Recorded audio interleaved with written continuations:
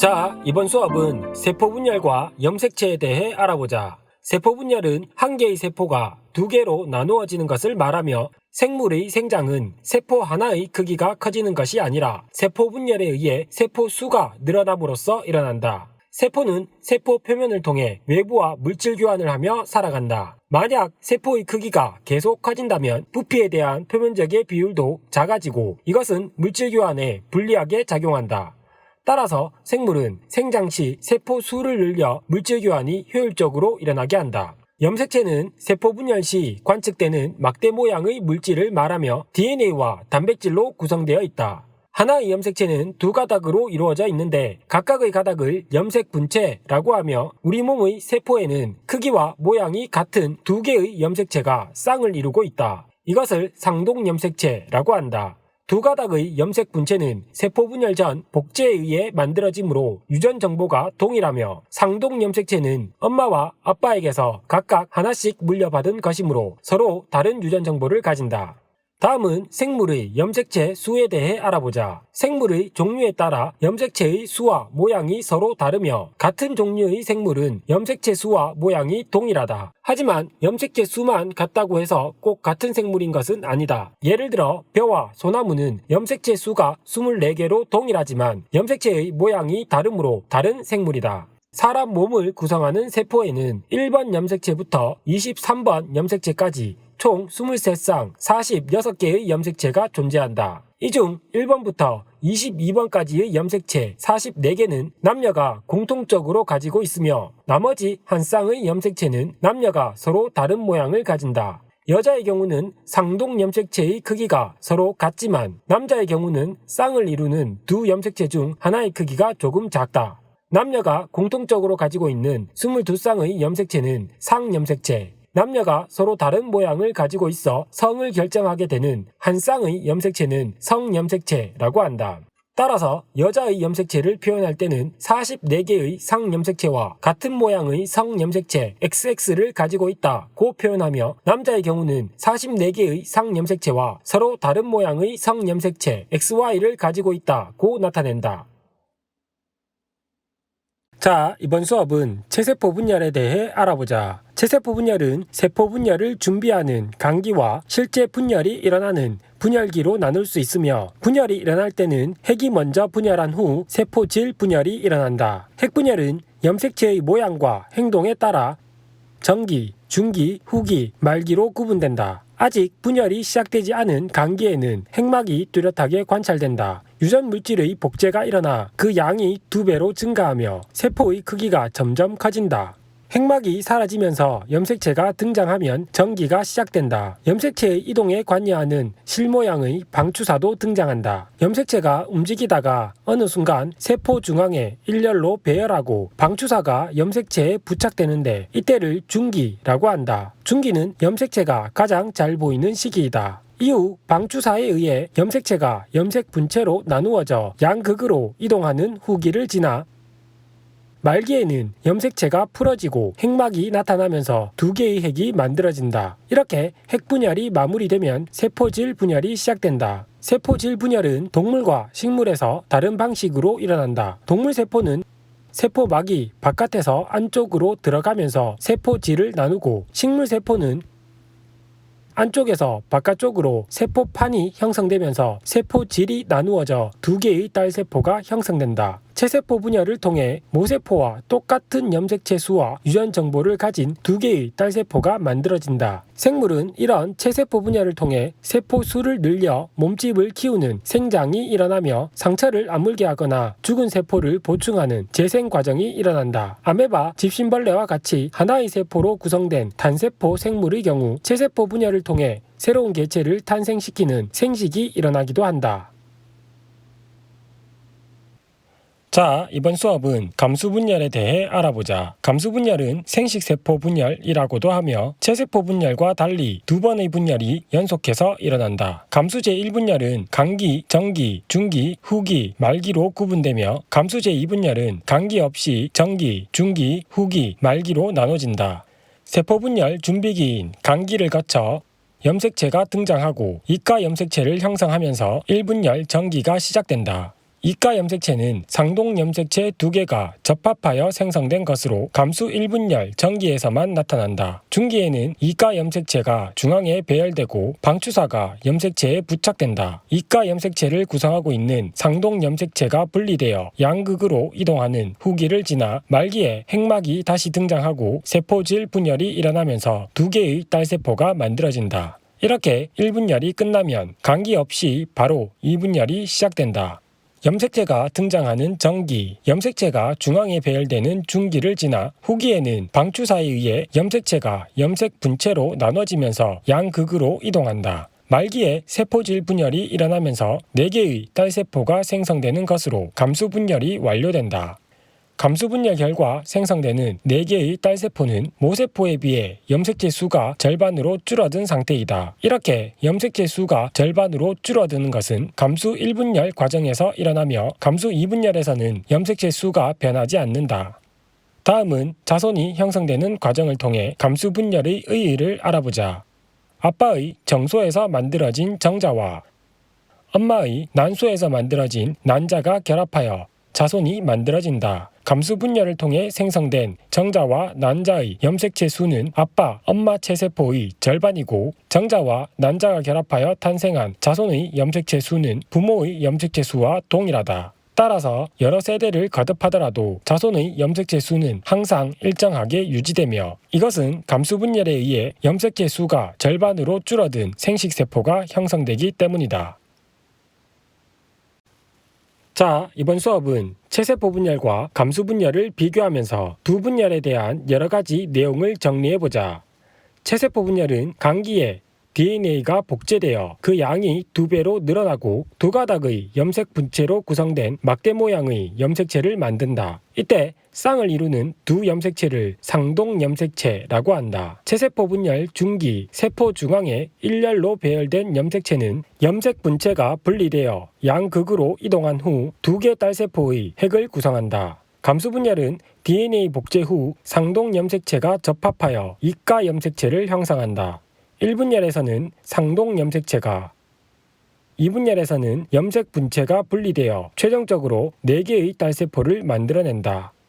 1분열과 2분열 중 염색체의 수가 절반으로 감소하는 과정은 1분열이며 2분열에서는 염색체의 수가 변하지 않는다. 손가락을 이용하면 체세포 분열과 감수 분열의 과정을 쉽게 기억할 수 있다. 먼저 체세포 분열을 표현해보자. 손가락을 염색체라고 할 때 간기에 DNA 양을 2배로 늘린 후 정기에 등장한 염색체는 중기에 세포 중앙에 일렬로 배열된 후 염색 분체가 분리되어 2개의 딸세포를 만든다.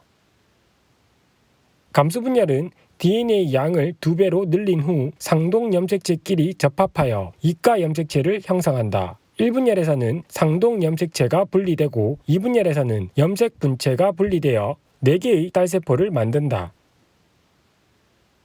정리하면 체세포 분열은 1회 분열을 통해 염색체의 수가 모세포와 같은 2개의 딸세포를 만들지만 감수 분열은 연속된 2회 분열을 통해 모세포보다 염색체 수가 절반으로 줄어든 4개의 딸세포를 만든다.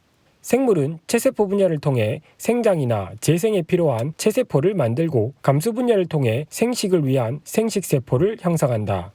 체세포 분열은 동물의 경우 몸 전체에서 일어나지만 식물은 생장점, 형성층과 같은 특정 부위에서만 분열이 일어난다. 감수 분열은 동물의 경우 난소에서 난자가 만들어질 때나 정소에서 정자가 만들어질 때 일어나며 식물은 밑씨에서 난세포가 생성될 때 혹은 꽃밥에서 꽃가루를 만들어낼 때 일어난다. 자, 이번 수업은 사람의 생식기관과 수정, 발생 과정에 대해 알아보자. 사람의 생식기관은 남녀에 따라 다른 구조를 가진다. 남자의 생식기관은 정소와 부정소, 그리고 요도와 연결된 수정관 등으로 구성된다. 정소는 정자가 만들어지는 장소이며 부정소는 정자가 잠시 머물며 성숙하는 곳이고 수정관은 정자가 이동하는 통로이다. 여자의 생식기관은 난소, 수란관, 자궁, 질 등으로 구성되어 있다. 난소는 난자가 만들어지는 장소이며 수란관은 난자나 수정란이 이동하는 통로이다. 자궁은 아기가 자라는 장소이며 질은 정자가 들어오거나 아기가 바깥으로 나가는 통로이다.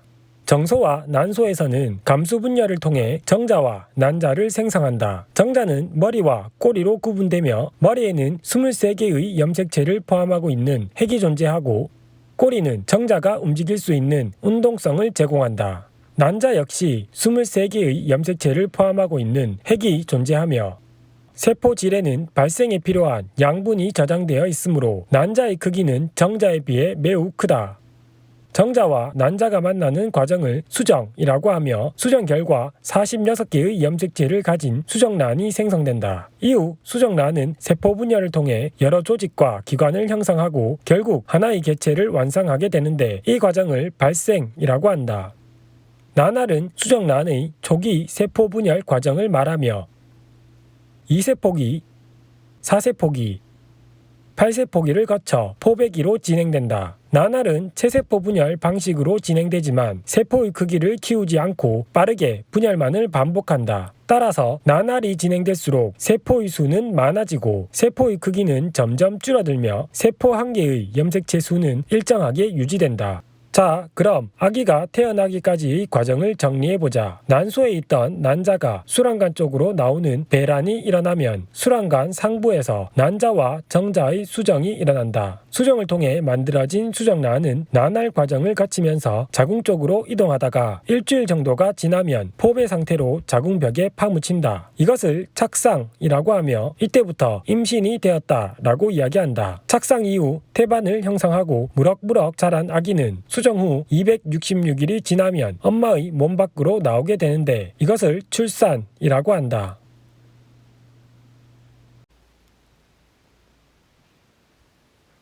자, 이번 수업은 유전 용어에 대해 알아보자. 유전은 부모의 형질이 자녀에게 전달되는 현상을 말하고 형질은 생물이 가지고 있는 여러 특성을 의미한다. 예를 들어 완두는 씨모양, 씨색깔 등의 형질을 가지고 있다. 대립형질은 하나의 형질에 대해 뚜렷하게 대비되는 특징을 말하며 완두의 씨모양에서는 둥근 모양과 주름진 모양이, 씨색깔에서는 노란색과 초록색이 대립형질이다. 대립유전자는 대립형질을 결정하는 유전자를 말하며 우성 대립유전자는 알파벳 대문자로, 열성 대립유전자는 알파벳 소문자로 표시한다. 완두의 두 형질에 적용시켜보면 C모양을 둥글게 하는 우성 대립 유전자는 대문자 R, C모양을 주름지게 하는 열성 대립 유전자는 소문자 R로 표시하고 C색깔을 노란색으로 만드는 유전자는 대문자 Y, 초록색으로 만드는 유전자는 소문자 Y로 나타낸다. 표현형은 겉으로 드러나는 형질을, 유전자형은 형질이 나타나게 하는 유전자 구성을 알파벳 기호로 나타낸 것이다. 예를 들어 C모양을 결정하는 유전자형이 대문자 R, 대문자 R인 경우 표현형은 C모양이 둥글다이며 유전자형이 소문자 R, 소문자 R인 경우 표현형은 주름지다이다. 유전자형이 대문자 R, 소문자 R인 경우 표현형은 둥글다이며 이렇게 우성 유전자와 열성 유전자가 하나씩 있는 경우는 우성 유전자에 의해 형질이 표현된다.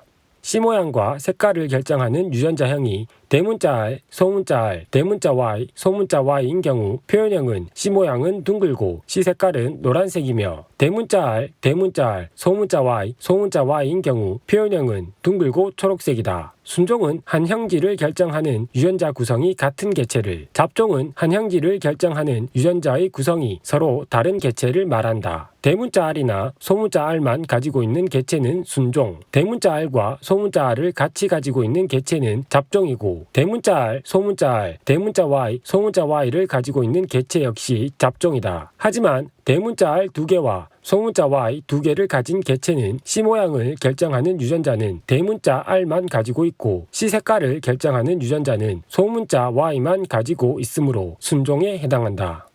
순종의 대립형질끼리 교배시켰을 때 잡종 제1대에서 나타나는 형질은 우성, 잡종 제1대에서 나타나지 않는 형질은 열성이라고 한다. 예를 들어 순종의 둥근 완두와 순종의 주름진 완두를 교배시켰을 때 순종의 두 완두를 어버이대, 교배 결과 탄생한 완두를 잡종 제1대라고 한다. 이때 잡종 제1대에서 무조건 둥근 C모양의 완두만 나타난다면 C모양에서는 둥글다가 우성 형질이 된다.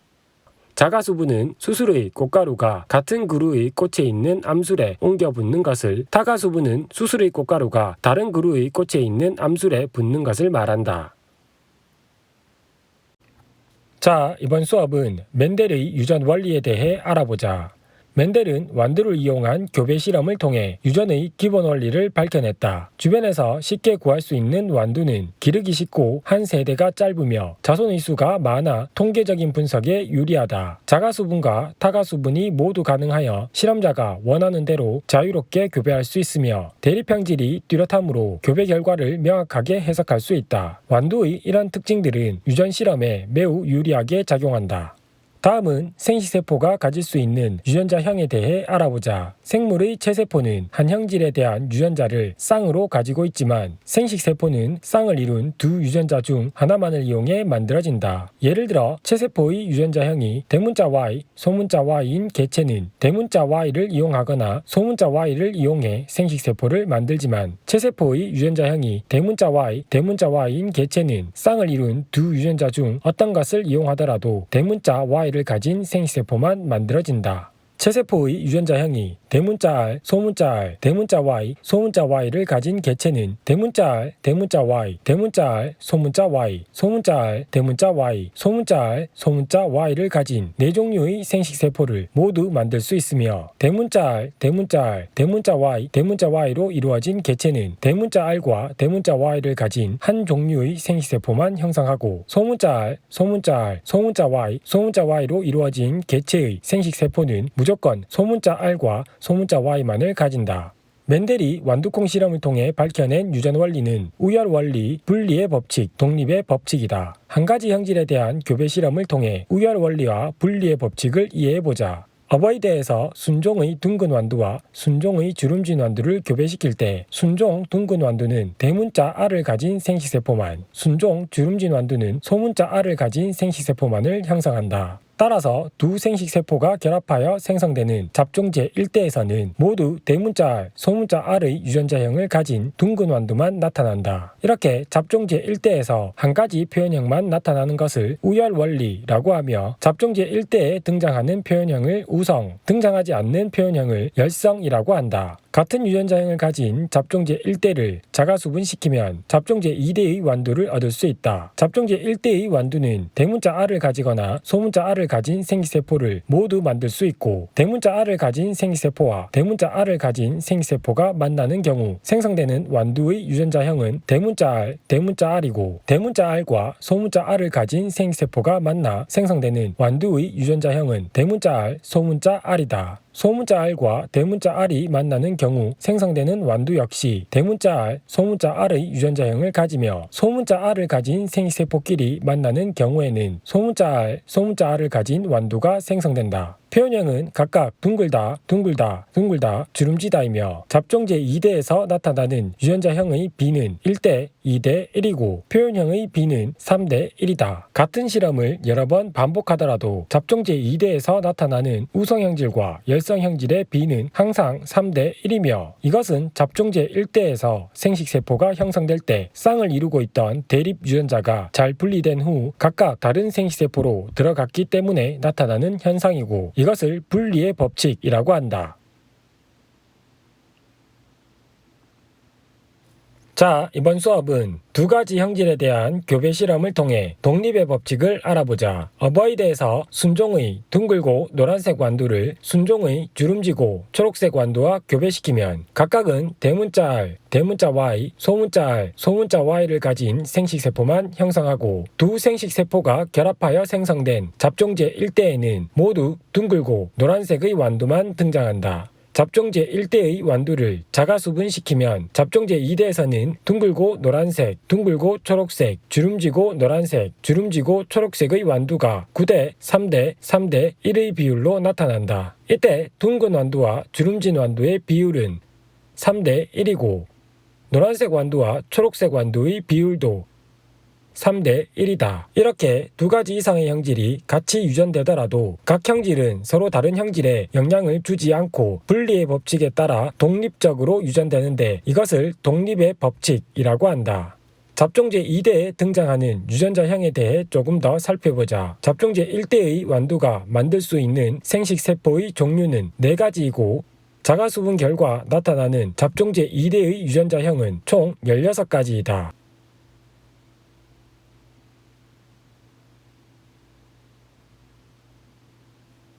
각 유전자형에 따른 표현형이 다음과 같으므로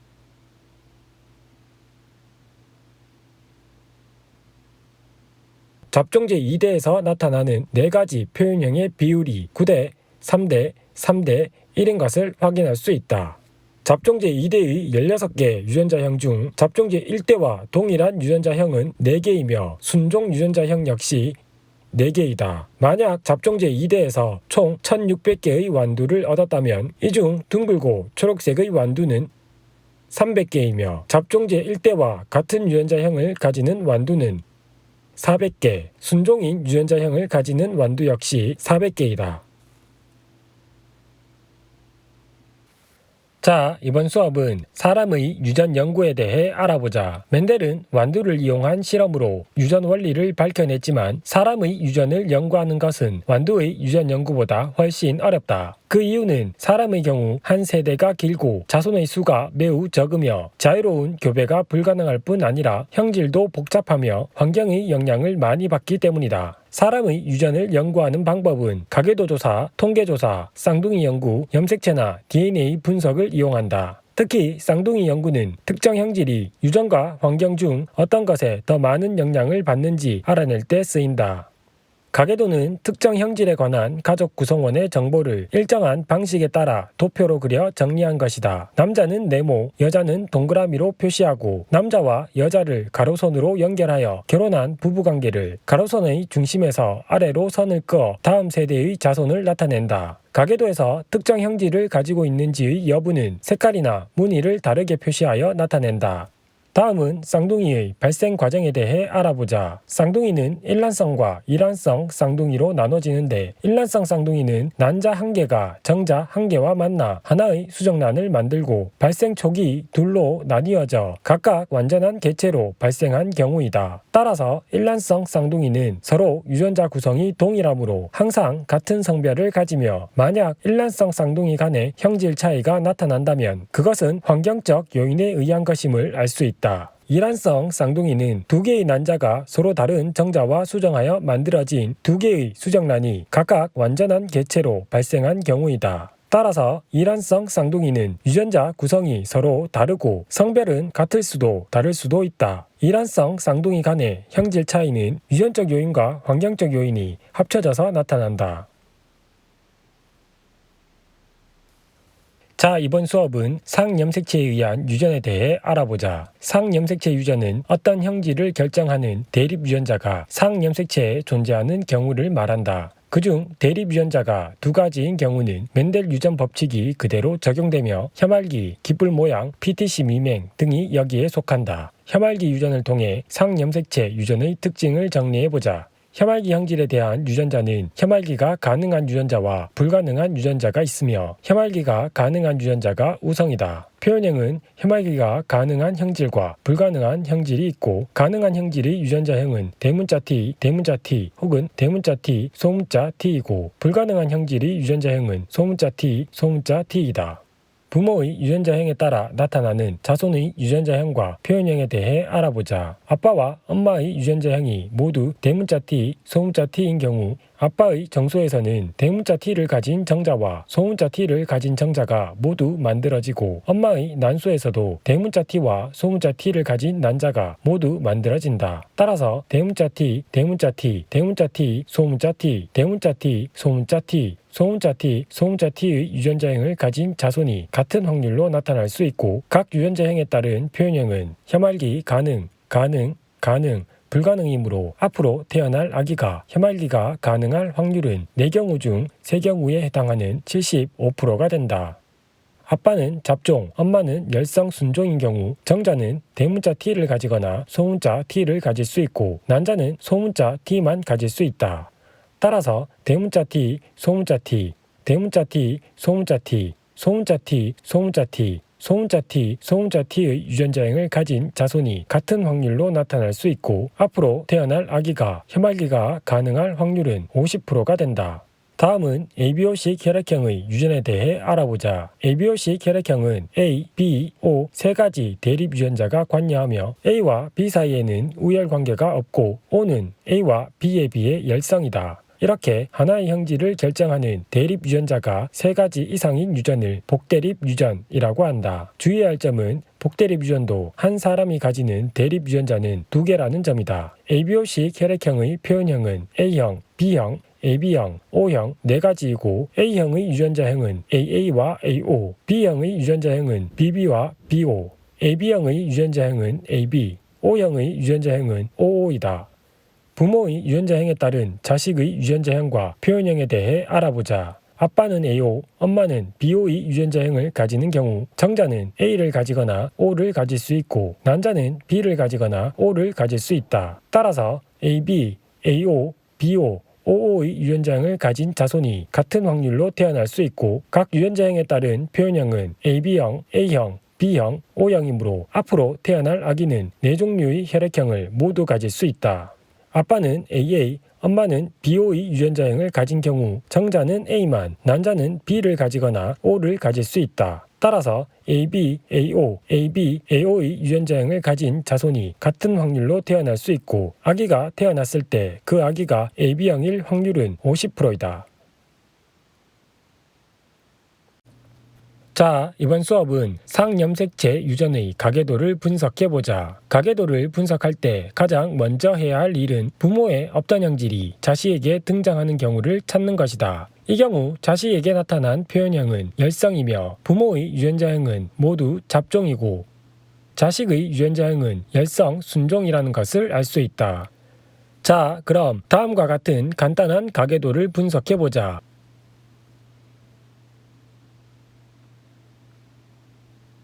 먼저 혐알기가 가능한 1번과 2번 부부 사이에서 혐알기가 불가능한 6번 딸이 등장했으므로 혐알기가 불가능한 형질이 열성이고 1번, 2번 부모의 유전자형은 모두 대문자 T, 소문자 T이며 6번 딸의 유전자형은 소문자 T, 소문자 T이다. 혐알기가 불가능한 3번, 8번의 유전자형 역시 소문자 T, 소문자 T이고 혐알기가 불가능한 3번 엄마의 9번 딸은 최소 1개의 소문자 T를 가지고 있어야 한다. 따라서 9번 딸의 유전자형은 대문자 T, 소문자 T이다. 혐알기가 불가능한 6번 엄마의 10번 아들 역시 같은 이유로 유전자형은 대문자 T, 소문자 T이다. 또 혐알기가 불가능한 8번 아들을 둔 4번 아빠는 아들에게 소문자 T를 물려주기 위해 최소 1개의 소문자 T를 가지고 있어야 하므로 4번 아빠의 유전자형은 대문자 T, 소문자 T이다.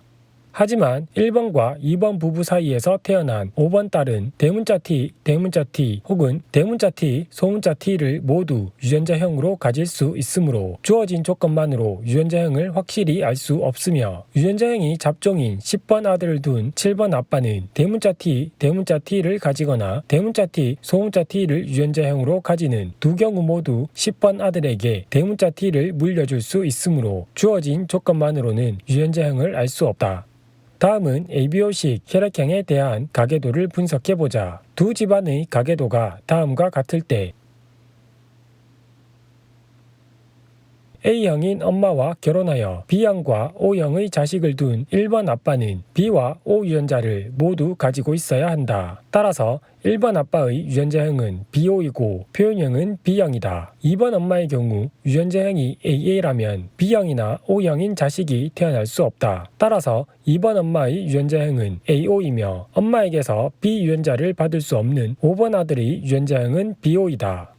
3번 아빠의 경우 O형인 엄마와 결혼하여 A형과 B형의 자식이 태어났으므로 A와 B 유전자를 모두 가지고 있어야 한다. 따라서 3번 아빠의 혈액형은 AB형이며 O형인 엄마에게서 무조건 1개의 O 유전자를 물려받는 7번 딸과 8번 아들의 유전자형은 각각 AO, BO이다. 만약 6번 남자와 7번 여자가 결혼을 한다면 유전자형이 AO인 A형이나 유전자형이 OO인 O형 자손만 태어날 수 있으며 B형과 AB형인 자손은 태어날 수 없다.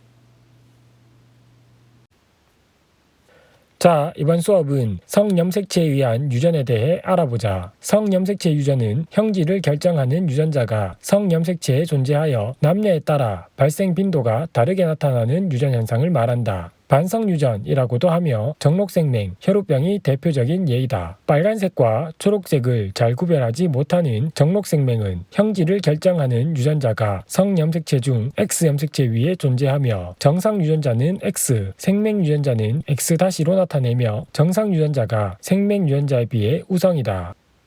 남자는 유전자형이 XY인 경우는 정상, X-Y인 경우는 생명이고 여자는 XX와 XX-인 경우는 정상, X-X-인 경우는 생명이다. 표현형은 정상이지만 생명 유전자 X-를 포함하고 있는 경우를 보인자라고 한다. 남자의 경우는 X-를 하나만 포함하고 있어도 생명이 되지만 여자는 X-를 2개 가지고 있어야 생명이 되므로 정록생명의 발생 확률은 남자가 여자보다 더 높게 나타난다. 다음은 사람의 성이 결정되는 원리에 대해 알아보자. 아빠는 44개의 상염색체와 모양이 다른 성염색체 XY를 가지고 있으며 엄마는 44개의 상염색체와 같은 모양의 성염색체 XX를 가지고 있다. 아빠의 정소에서는 22개의 상염색체와 성염색체 X를 가지거나 22개의 상염색체와 성염색체 Y를 가지는 두 종류의 정자가 만들어지지만 엄마의 난소에서는 22개의 상염색체와 성염색체 X를 가지는 한 종류의 난자만 만들어진다. X염색체를 가진 정자가 난자와 결합하는 경우는 딸이, Y염색체를 가진 정자와 난자가 결합하는 경우는 아들이 태어난다. 자, 그럼 부모의 유전자형에 따라 나타나는 자손의 유전자형과 표현형에 대해 알아보자. 아빠는 정상, 엄마는 보인자인 경우 아빠의 정자는 X나 Y를 가질 수 있고 엄마의 난자는 X나 X-를 가지게 된다. 따라서 XX, XX-, XY, X-Y의 유전자형을 가진 자손이 같은 확률로 나타날 수 있고 각 유전자형에 따른 표현형과 성별은 정상 여자, 보인자 여자, 정상 남자, 생명 남자이다. 이때 태어날 자녀가 생명일 확률은 4경우 중 1경우이므로 25%이고 아들이 태어났을 경우 생명일 확률은 2경우 중 1경우이므로 50%이다. 만약 생명인 아들이 태어날 확률을 묻는다면 25%이고 생명인 딸이 태어날 확률은 0%이다. 자, 이번 수업은 정록생명 유전의 가계도 분석에 대해 알아보자. 생명유전의 가계도 분석은 먼저 표현형이 정상인 여자를 제외한 나머지의 유전자형을 표시한 후 정상 여자의 유전자형이 XX인지 XX-인지를 판단하면 된다. 정록생명에 대한 두 집안의 가계도가 다음과 같을 때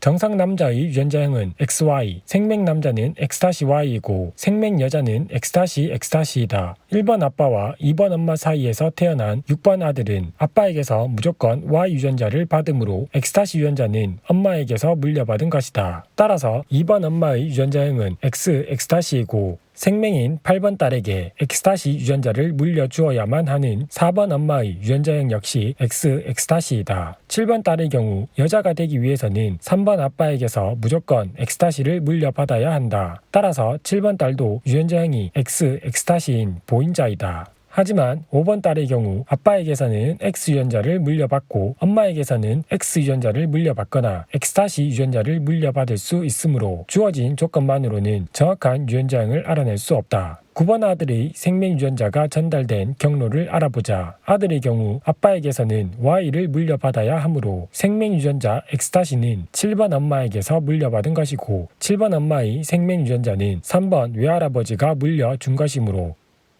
생명유전자는 3번에서 7번을 거쳐 9번으로 전달된 것이다. 정록생명 유전에서 엄마가 생명이면 아들은 무조건 생명이며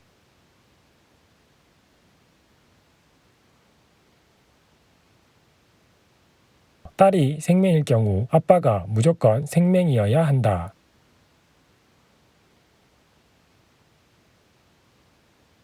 이런 정록생명 유전의 특징을 이용하면 특정 유전병이 정록생명과 같은 성염색체에 의한 유전인지 상염색체에 의한 유전인지를 판단할 수 있다. 특정 유전병에 대한 가계도가 다음과 같을 때 정상인 부모 사이에 유전병인 딸이 태어났으므로 이 유전병은 열성으로 유전된다는 것을 알 수 있고, 딸이 유전병인데 아빠는 유전병이 아니므로 이 유전병은 성과 관련이 없는 성염색체 유전이라는 것을 알 수 있다. 따라서 딸의 유전자형은 엑스타시가 아닌 소문자 T이며 부모의 유전자형은 잡종이다.